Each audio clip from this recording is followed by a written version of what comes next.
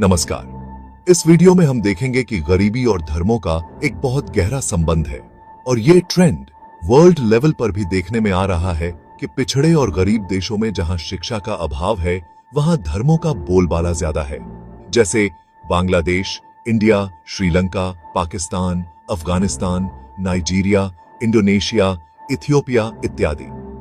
और दूसरी तरफ विकसित देशों में जहां शिक्षा का स्तर ऊंचा है वहां पर इंटेलेक्चुअल क्लास यानी एजुकेटेड और बुद्धिजीवी लोग तथाकथित धर्मों से दूर हटते जा रहे हैं।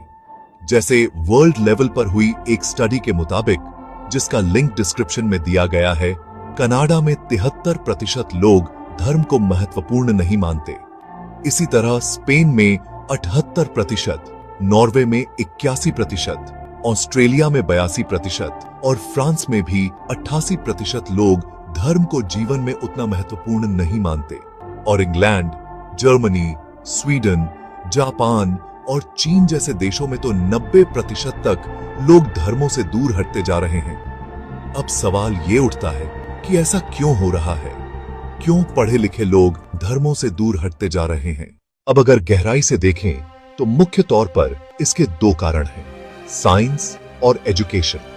अगर साइंस को देखें तो जिन प्रश्नों के उत्तर पहले धर्म ने बना रखे थे उनके सही जवाब अब साइंस दे रही है।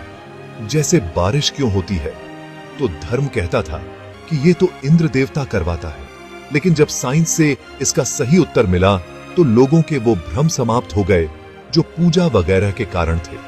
और इस तरह धर्म जिस भ्रम और भय पर टिका रहा है, विज्ञान और शिक्षा से वो समाप्त होते जा रहे हैं।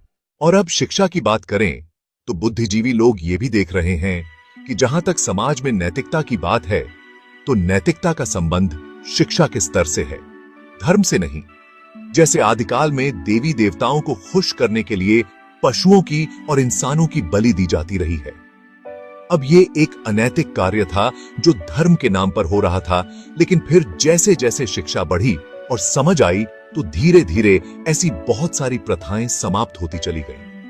और ऐसा ही रिसर्च स्टडीज भी दिखा रही हैं कि जिन देशों में शिक्षा का स्तर ऊंचा है उन देशों में धर्म का बोलबाला भी कम है, क्राइम रेट भी कम है और नैतिकता का स्तर भी ऊंचा है। तो इस तरह ये देखने में आ रहा है कि गरीब और पिछड़े देशों में धर्मों का बोलबाला ज्यादा है, यानी गरीबी और धर्म का एक गहरा संबंध है। और ये तय करना मुश्किल हो जाता है कि क्या गरीब देश धर्म के कारण गरीब हैं या गरीबी के कारण धार्मिक हैं। वैसे आपको क्या लगता है?